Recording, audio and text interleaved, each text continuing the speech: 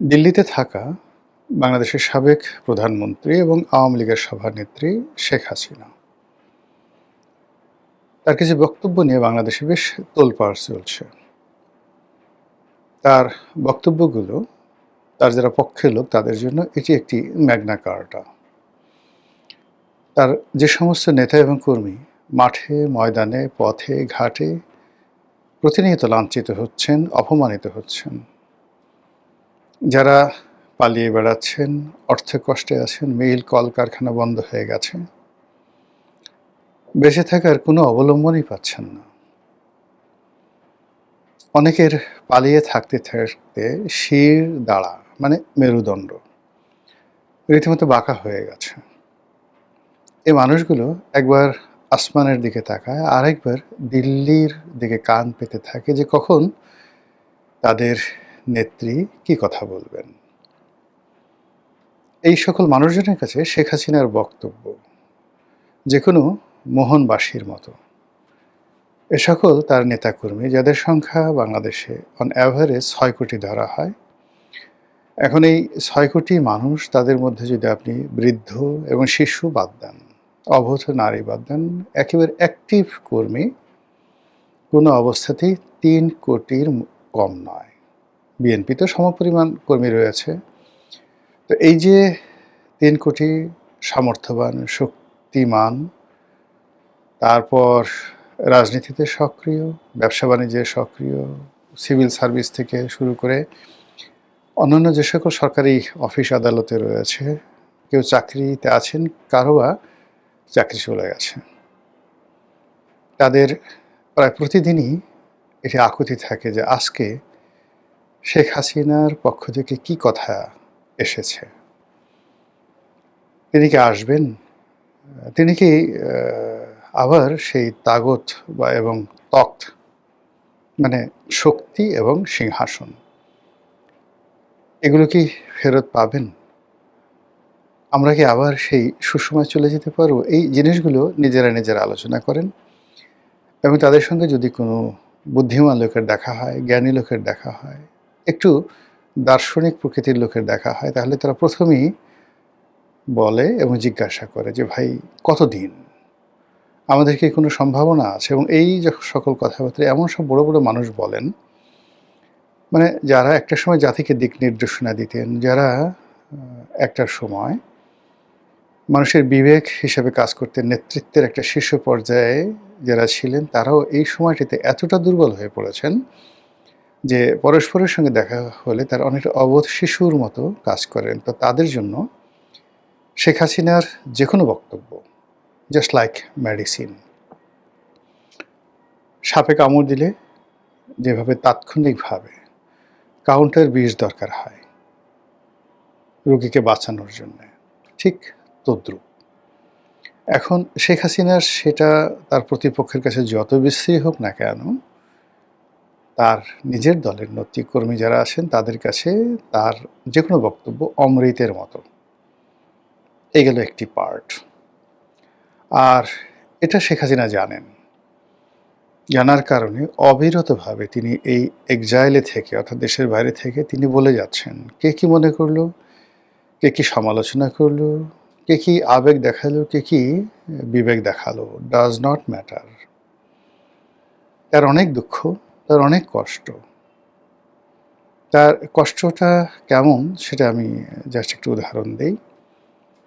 ৭৫-এর ১৫ই আগস্ট তার বাবার লাশ বাড়ির মধ্যে পড়েছিল। পরিবারের সবাই নিহত। তিনি এবং তার বোন ছিলেন জার্মানিতে।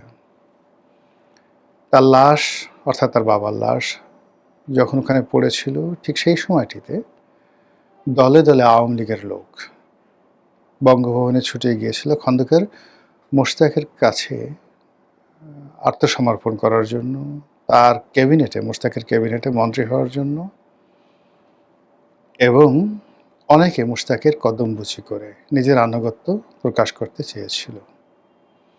এ দৃশ্য শেখ হাসিনা কখনো ভুলেন না এবং যতদিন তিনি ১৭ বছর ক্ষমতায় ছিলেন তার আগে বাংলাদেশে এসে ১৯৮১ থেকে একেবারে শেষ সময়টা পর্যন্ত তিনি প্রতিটি মুহূর্তে সেই কথাগুলো স্মরণ করেন।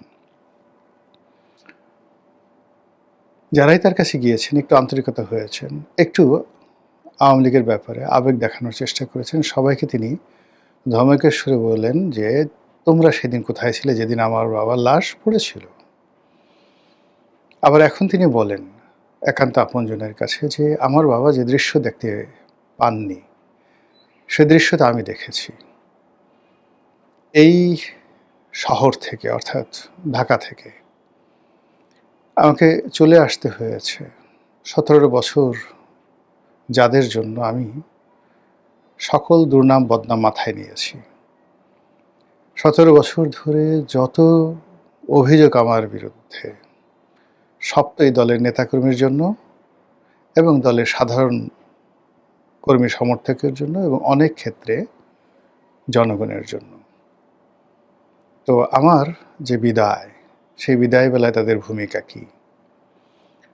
আমার বিরুদ্ধে যেদিন মৃত্যুদণ্ডের রায় হলো, ফাঁসির রায় হলো, সেদিন এই বাংলাদেশে কোথাও ১০,০০০ লোক একত্র হয়েছে। আমার ৬ কোটি সমর্থক, ৩ কোটি শক্তি সামর্থ্যবান মানুষ।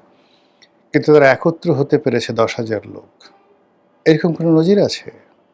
কাজেই আমি কি করব তাদের জন্য? এটা তার একান্ত ভাবনা।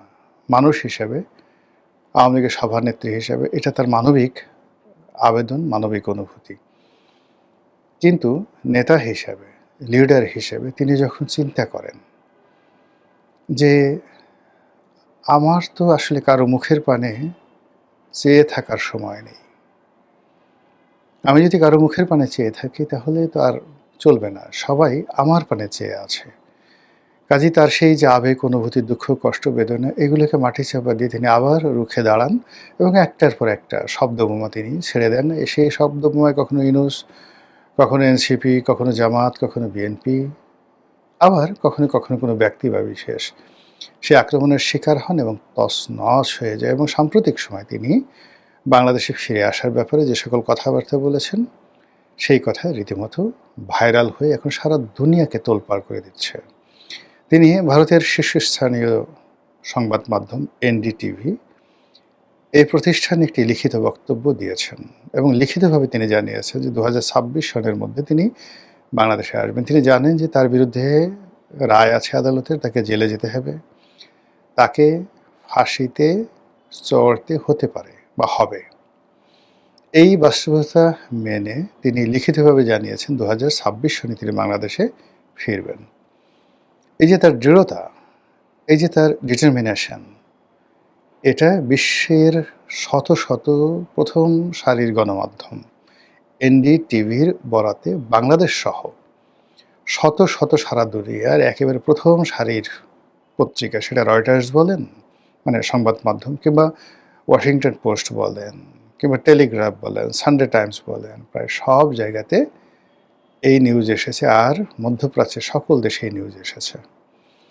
আর এই কারণে কি হলো, বাংলাদেশের মধ্যে এক ধরনের চাঞ্চল্য দেখা দিয়েছে।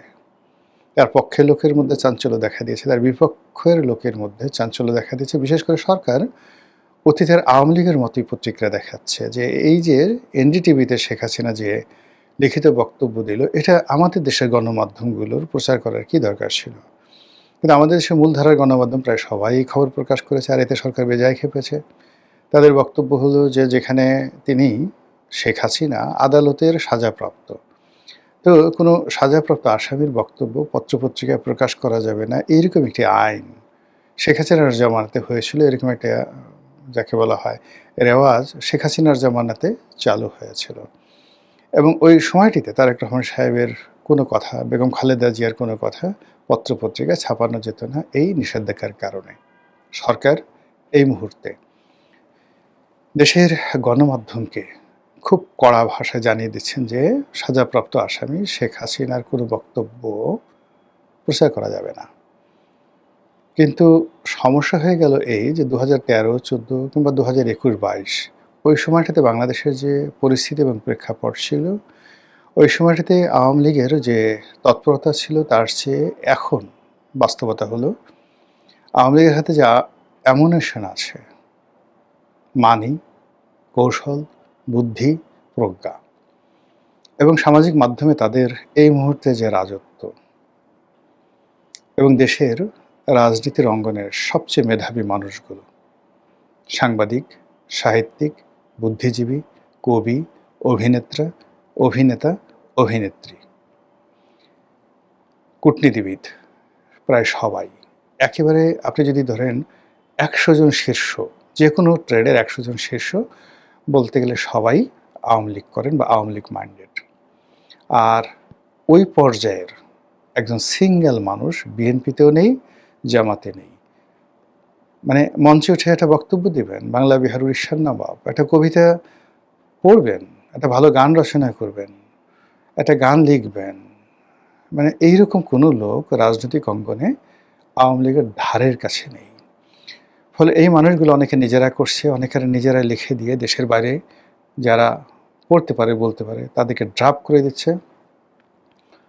ফলে কি হলো, সামাজিক একটা আন্দোলন গড়ে উঠছে, একটি সাংস্কৃতিক আন্দোলন গড়ে উঠছে রেজিমের বিরুদ্ধে, ইনুস জামানাতে ইনুসের বিরুদ্ধে, বর্তমান জামানাতে তারেক রহমান সাহেবের বিরুদ্ধে।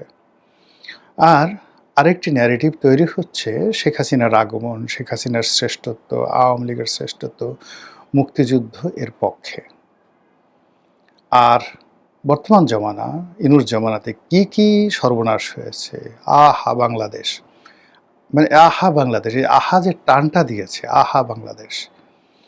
এখন অমির রহমান পিয়ালকে আপনি যত রকম দুর্নাম করেন, বদনাম করেন, যা কিছু করেন না কেন, কিন্তু ওই যে লিখে দিয়েছে আহা বাংলাদেশ, বা শব্দ দিয়েছে, সুর দিয়েছে, কণ্ঠ দিয়েছে, ওটা তো আপনি ১,০০০ বন্দুক দিয়ে, ১,০০০ কামান দিয়ে, বাংলাদেশে যে সকল ক্ষেপণাস্ত্র রয়েছে সেই ক্ষেপণাস্ত্র দিয়েও আপনি একটা আহা, আহা বাংলাদেশ, এই আহা বাংলাদেশের কাউন্টার একটা ন্যারেটিভ তৈরি করা যাচ্ছে না।